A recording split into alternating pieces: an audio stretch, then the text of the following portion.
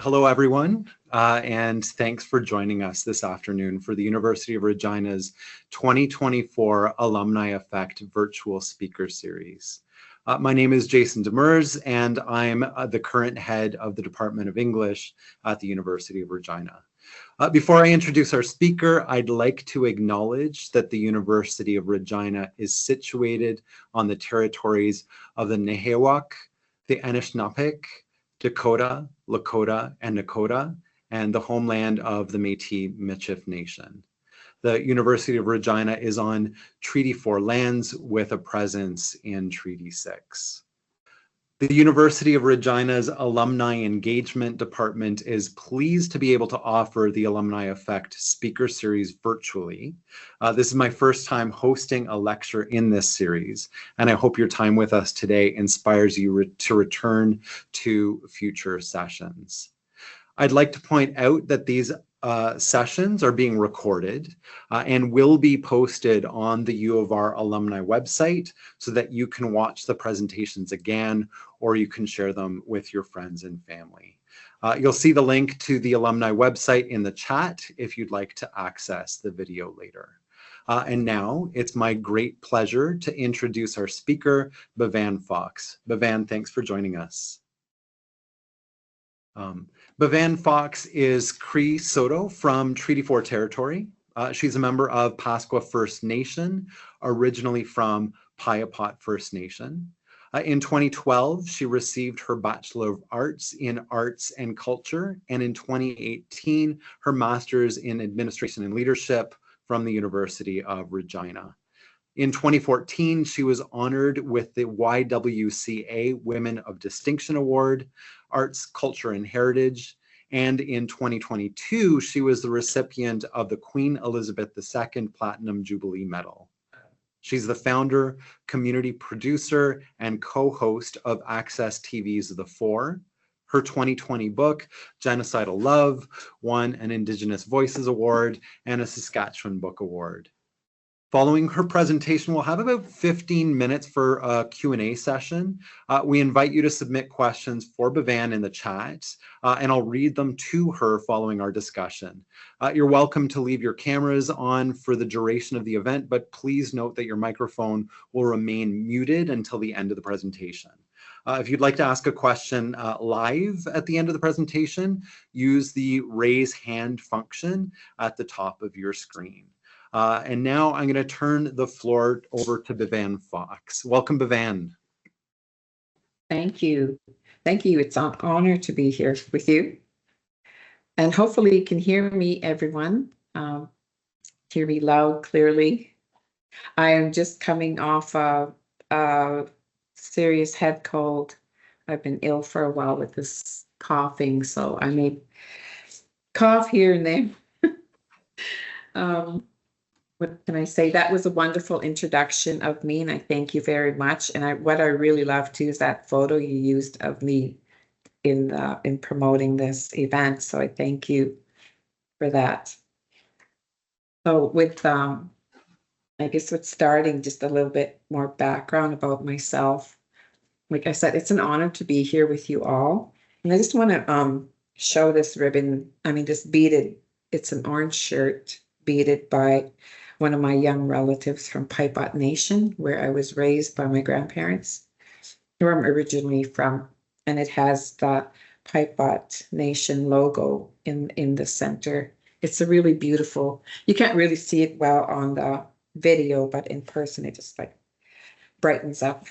So I thought I'd wear that today, you know, representation of the Orange Shirt Day, though that's coming up. But I wanted to begin by just saying a bit more about myself. I have my notes here. It kind of keeps me focused, so I'm not off track. Because I know we want to have, what, an hour or not an hour. I love to travel. I dance, traditional dance through, though I have not danced since before COVID. So it's one of the category dances that we do in the power circle. And it's such a beautiful dance. I'm a certified yoga teacher as well. You know, I kind of see myself as like, you know, Jill of all trades. You have a jack of all trades, that cliche. Well, I'm a Bevann of all trades. So I'm a certified yoga teacher. I wrote the TV talk show that still airs on Access Now TV since January 2013. And it's volunteer and it's for our local community channel in Regina. And also, I'm, yes, an author and working on my third book, which I know we'll talk about later. I love watching my grandchildren dance powwow. They're enjoying their culture, which at one time that was taken from us, right? We weren't allowed to celebrate any of our traditions or ceremonies or dances. So this year they all danced except my one grandson, Keesis, and he works, he's completing his work hours for his studies at Sask Polytech. I'm a mother of three, though my two sons are in the spirit world with our ancestors. And I mentioned before that I might get a bit teary-eyed here, and hopefully I can talk through this paragraph. I wanted to mention them. My eldest son he tragically passed away at the age of 19 in 1997. And most recently, my youngest son passed away at the end of March 29th, from a sudden heart attack. So it was like so sudden, grief, sudden death. My youngest son just ripped our families apart. Like, it was so devastating. In our family now, a small circle, we're really close. I have my beautiful daughter left on this earth, and I have 4 grandchildren that I, hug up every day or go see them. I know they're busy with their lives. My youngest son, the one who passed away, his son is 24, and he was attending college in Michigan. So he flew home for the funeral and flew back just to finish, and he completed, his second year of college in Adrian in Michigan, and he's a hockey player. But now this year he's attending university here in Regina, so he's close to home, like dealing with the loss of his father, my son. So we're really a close family. We still have each other. We have our family gatherings, our supper, our dinners on Sundays, and just the love and comfort of each other. And that's my Fox family, my brother, my sisters. I think, because we all check on each other, right? Like, we're very close, and they're always checking on me to see if I'm okay. So, and then the next thing I wanted to talk about is reaching my goals by going to university later. I mentioned older, but when I was more mature, going back to university and completing my bachelor's, which took me forever because I was raising 3 small children. I was working full time. So I attended university part time. Like, I remember them coming to my office with me. We had the old typewriters back then, and they would be sleeping on the floor while I was working on my papers, because I asked, my boss if I could use the computer on the weekends and come there and work. And then we'd be going home like at 2 a.m. They'd be sleeping by then, but they were all close age, right? They were just like really young, but not far apart in age. So going back to university, I returned in 2012. They're all grown up by then and on their own. So there I was in the University of Regina to finish my classes finally, because I only had a few left. And I was in this classroom and looking around, it was like I was with like 12-year-old children. Like, they look so young, going back to university, and like, oh wow. But I managed to complete that. And I worked throughout my education, except for the last 3 classes. I had many hardships, life-changing, which is why it took me so long to finish that 4 years. The challenges that I had, but I didn't quit, thanks to my mom. She always encouraged me, like, get your education, and my grandparents. And I did that all part-time, raising my children.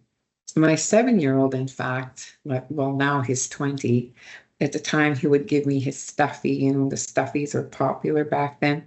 And he'd say, just for good luck, put this on your desk. Kuka. Kuka means grandmother in Cree. So I would put that on the desk as my good luck when I'm writing my finals. So yeah, he is so cute. I'll always remember that. So they're like my cheerleaders, right? My grandchildren. Then during my master's program, my 4 grandchildren were my sideline cheerleaders and always, my motivation. Today, they all completed their grade 12. I mentioned my one grandson, Sincere, he's in the university. The other one, Kesis, is completing his SAS Polytech. And then my granddaughter, she graduated grade 12, still deciding what to do. She has too many options, she says. And I'm like, oh my gosh, like just make a decision. What do you want to do? She wanted to be a social worker, a masseuse. She wanted to be everything under the sun, right? She wanted to do all these things. And then just the other day, she texted me, said, Cookham, I registered for mental health and wellness program at the SIIT. And I'm like, oh, thank you. You just made my day. She's 17. So she'll be going that route. So all of them are doing, and then there's my 11-year-old. She's my shopaholic. We're both shoppers and we like to shop. She's my broke little granddaughter.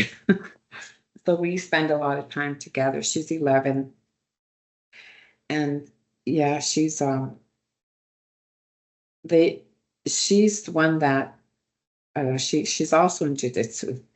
Reason why I'm talking about my grandchildren is because they were like my inspiration to finish, go back to get my education. I am a residential school. I don't like the word survivor. I'm one of the children that made it home. Many didn't make it home. Like this is in the 60s. I was fortunate to make it home back to my grandparents' home from that residential school. And we'll talk about that like about my genocidal love. So I talk about that because I'm so proud of my grandchildren and that all each have a book, but my 11-year-old, she wants to start reading it now, but I told don't read it yet till you're like 18, 20, because there's parts in there that is, some painful memories that I went through that it would be so traumatic for you. So you'll understand it more later. So she's like really interested in reading this book. And that was my whole intent with that. With the school, I say it's never too late. Later on in 2016, I went back to get my master's in administration leadership at the business faculty there at the University of Regina. And during that time, I was manager for an Indigenous Child Family Services in prevention. And taking the master's courses, like I finished, I think it took me a year and a half, 2016, 2 years to 2018, I graduated with my master's. And I took the courseway, the 10 classes. And man, that was, like talk about getting me out of my comfort zone, working with other people, like with people in groups, projects, like working together, not knowing who they were or where they're from. But I made friends. Like it got me out of my comfort zone, like got me out of my, because I was really quiet too during the classes. So it really gave me skills, right? It gave me, as I read on here, even becoming marketable, because now my role, I'm on my day job, like I'm a director. I was recruited and I'm a director of prevention and healing for Pasqua First Nation for the Child Family Services, children, sorry about that, getting Pasqua First Nation. So that's my role for Chief Red Bear Children's Lodge. I'm very, very proud to be working here because I was recruited for this position, you know, after obtaining that higher education with the University of Regina.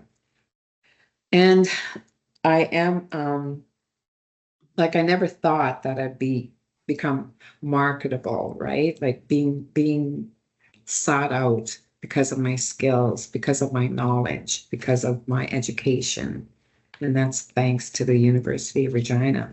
So I encourage people, no matter what age you are, like, it's never too late to go back to get that education. So could you imagine that? Like for myself, sometimes I think, I am here. Like, I did it. I actually did it. Because in the residential school, we weren't academically taught properly, the proper education. We were more working, like labor, like cleaning. Um, you know, I taught good skills in that way, like, you know, how to make a bed, how to clean a house, how to keep the place clean, keep your environment clean. And mostly, though, it was like child labor, children labor in that school, and maybe 2 or 3 hours of academic. I have a lot of humor. I have a lot of compassion in my work. Where I work as a director is keeping families together and you know, seeing them break cycles, keeping children in the home. And that's what I love about my work and leading, my leading style. You know, in my studies for my master's, we studied leadership styles. You know, I did a paper on one of our longest chiefs. I think she was a chief for like over 30 years. So I did my paper on her, and I met with her and wrote about her, and she was my inspiration in leadership. So different kinds of leadership styles. And so I lead a team like of 13, and we're growing. And, you know, we have all these different programs for families. So I often think back about my education there, and I miss that there was these 1 week classes, one course where you would take normally in one semester, right? But you take it Monday to Friday, 8 to 4:30, and we used to call them classes of hell, right? You have no life, no life. I couldn't even pick up a book, you know, a leisure book, I called it. My brother would laugh at me. What is a leisure book? Because if I'm going to read a leisure book, like for example, I'll just use Harlequin. I don't know if you remember those books, Harlequin romance books or business novels or falling in love, you know, fairy tale stories, those kinds of books, and not study, right? Not read my books.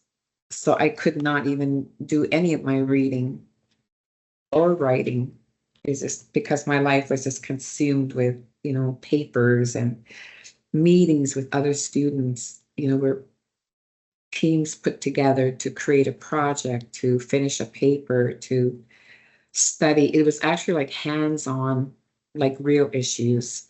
So that's what I really enjoyed about it.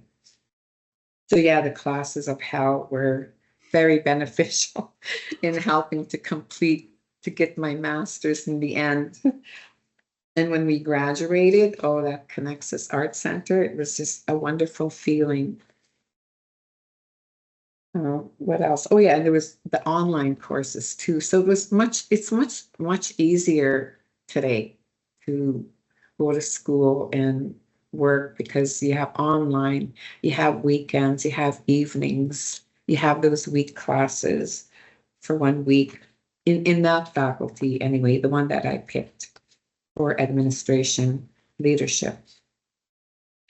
So yes, I often think back about that, and I kind of miss that. I miss that stress, that build up, and the friendships. Some of us, most of us, like we're still friends today. I still connect with the friends, the students that were in my classes. So I'm just looking at my notes here. So I will never ever forget my studies there. In fact, I wish go back for my PhD, if ever that comes available in that faculty. Thanks so much, Bevann. We're so happy to have you join us. It's a pleasure to have you here, and thanks for talking about your educational journey. You know, so much of it is always so wrapped up in family, so it's so nice to hear that, how much of a part of your life that was, and also to know where that comes from. I will say to you that stuffies are not out of fashion; they're still a thing, but I'm not sure that I could wrench one away from my youngest for good luck. So that shows the bond that you have right there. So I have a few questions for you. My first question is, how does your Indigenous identity and heritage inform your work as a writer and your work in television? Okay, like being raised on the reservation and put in residential boarding schools, which we know today was genocide. To say not cultural genocide, it was genocide. It was like to kill us, right? And some of us were killed. So taking our language away, our identity, killing children. I was fortunate, like I mentioned, to make it home. So through my writing, I wanted to portray that, to show that, you know, breaking through those genocidal cycles, that there is healing, there is hope. It that through the book. Oh, yeah, sorry here. I didn't heritage, my writer and work. Through the book, I expressed a lot of that. You know, I wanted to take people on that journey, show them what real all cultures, not just Indigenous people. And then with the TV show, I love that TV show because it's a platform to, you know, show the success of us and break through the stereotype, the negative images of Indigenous people. We don't live in teepees. You know, we are doctors, we're lawyers, we're authors, we're educators. We are the first peoples here. So we always portray the success of our guests. Like sure, we'll talk about the issues that are happening today. You know, like right now we have the opiate crisis that are fentanyl, crystal meth are taking our people of all races, not just Indigenous peoples, but like it's that drug out there is killing. So I use that for an example and talk about that. What do we do about it? What can be done about it? Like always a resolve or solutions on the show. And it's all our opinions, right? It's our four of us women, we talk and we're all like different generations. Of course, I'm the oldest, the most maturest person. And then the youngest is 24. So we're all different. So all our voice matters, right? We all have different opinions on the show. So I'm really grateful for Access Now for putting Indigenous on that big screen. And I'm really grateful for University of Regina Press for putting Genocidal Love on the shelves out there, you know, across Canada. So yeah, so those are two ways of telling stories. Thanks so much, Bevann. Yeah, U of R Press has an amazing catalog, and you're a really crucial part of it. So thanks. I wonder, your book Genocidal Love has received critical acclaim, winning both an Indigenous Voices Award and a Saskatchewan Book Award. What prompted you to write this particular book, and what do you hope readers will take away from it? This book, I'll show it again. If any of you haven't got this book yet, please get it because it will take you on that journey. And my grandchildren were the ones like this. The cover was created by Duncan at University Press Regina. He gave me option of choosing two covers. I couldn't decide because they're both like, that's hair. That's the hair on the cover. So who did I go to? My four grandchildren. And they all picked this one, the yellow. So they're the one. I'll give them the credit for that. So yep, okay, I picked the yellow one. But yeah, so what prompted me? First of all, yeah, I mentioned the University Press. Thank you for putting me out there. do you want to know what I went through? I went through so many feelings. Like it was like a roller coaster of like excitement when the finale, when the final of this book was done. And they, University of Regina Press, were so, gentle with me and understanding and wanted my voice, not take away my voice, keep my voice throughout my book. Because, there's the editing part, the grammar, the sentencing, the structure. So they were a big help with that. But I went through this fear and the vulnerability, like I'm putting myself out there to the world, and then like it's out there. So all these mixed feelings. So it was quite the journey, and like, oh wow, my book is on the shelves. And then going to the bookstore with my grandchildren, and we did a book signing at the chapters after COVID, because this came out during COVID, so I couldn't do anything in person, right? So we were through a lockdown. Geez, and now we're all walking around with COVID, some of us. But anyway, back to this here. At first, this book was to be for my grandchildren, my children, to someday read it. I'm leaving for them something like healing and hope, because this book is not all about tragedy and pain. There's humor in it. There's the legal system in here too. I talk about like how unfair it is putting all of the Indigenous people through a process, resulting from the residential school, like that claim for money, like sue the government, sue the church. But they put us all under one, and you'll read about it in here. It's just really horrific. It's really horrific. I don't want to spoil anything, which I probably already did some. But yeah, you'll read it and you'll come up with your own feelings about that.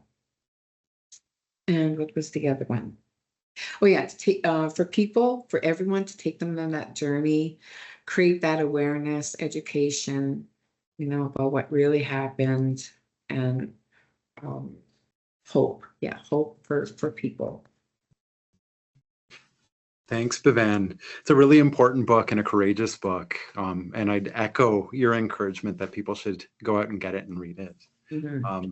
As the creator, community producer, and co-host of Access TV's The Four, what inspired you to create this platform for discussion, and how do you see it contributing to the community and broader conversations around Indigenous issues? First of all, you don't see us on the big screen. You don't see us in media. Indigenous First Peoples, you don't see us in commercials. You see every other culture, every other race in commercials, but you don't see Indigenous people. So that part to me was missing. And when I wrote to Access, I wrote to other networks, I wrote to other television networks to introduce my, project, and, a TV talk show with 4 Indigenous women, and signed off to all other networks. But the one that accepted right away, called me, was Access TV, and they said, come in right away. They really loved my idea. And I was so happy, because this is the platform that I use to, like break that stereotype image of us, promote the success of our people, telling our stories. We have our director, the station manager, Tracy, and her team, and our director, Leland Messer and Chris Ross. They do all the directing and editing for us. I love doing like topics like today's issues, and using this platform to inspire, educate, motivate, and engage. And sometimes I'll be in stores, or my other co-hosts will be in stores. Well, I'll talk about myself. Some guy, somebody's staring at me, or a woman staring at me, or not a store, maybe waiting in a hospital room. It's happened, like this is true incidents, to be staring, starting to get uncomfortable. So I'll smile, staring. Then finally I was like, you're Bevann from The Four. So it's like really, Oh, thank you. Thank you for watching the four. Like not thinking of the show that, how it's affecting people out there. And they tell me they really enjoy watching the four. And it's not just Indigenous people, it's, Caucasian people. And, it's the mid generations, older generations, all generations. It's just complimentary, like they compliment me and recognize me from the four. So, and I thank them for watching our TV show every Sunday morning, 11:30. People tune in. Just a So plug you in talk there. about the importance of those four perspectives, and you talked earlier about how Indigenous people are doctors and lawyers, and there's so much stereotype out there, Yeah. and so the television show is a way of helping people to get beyond that. In your experience, how has Indigenous representation in the arts and media evolved over the years, and what changes do you hope to see in the future? I see some changes happening, like, our show being out there. There's ResX, it's another one on Access. Um, I've seen some actors like Jennifer Pradamski, but I think there needs to be more though, like more coming forward, more being recognized. Filmmakers are coming out, young people, our youth, they're the ones that are producing and coming up with their films and joining. I think there's a CBC docs film. I think that people create films and submit them. I see it's not happening fast enough, but it's slowly happening. So there is a change there, and hopefully it continues. Where's my little writing piece here? So yeah, it is. Hopefully it gets better. Like I just hope it changes. Like more of our Indigenous people are selected to be there. Like put us on the big screen. Give them that opportunity as well. So you're certainly a part of that change. Looking ahead, what personal and professional goals are you most excited to pursue? Well, I have my third book coming out called Botox and Bannock. I was trying to save that title for a secret, but I just love saying it so much because it gets people's interest, right? It's like Botox and Bannock. Like, what could that be about? It's more about, humor, a humor perspective and healing through that humor. And it's about four friends, one from the 60s group, one from the residential school, one from the foster care system, one from, we hear about our Indigenous women that were sterilized at a young age without their consent. So there's one from that group, and they're all four friends, and they're all successful women, but it's mostly humor that they go through. And then my other one is like just to continue where I'm working as director. Like I love working with families. And then when I was with with the classes that asked like what was your goal, what was your intent at the end, and I would say, I don't know if anybody remembers, if anybody's on here, you remember, I would say I'm going to run for mayor someday. I would say that. An exciting prospect. Yes, You'll get recognized a lot more. It's you're getting recognized for the four, and you'll be recognized everywhere with that run. That's fantastic.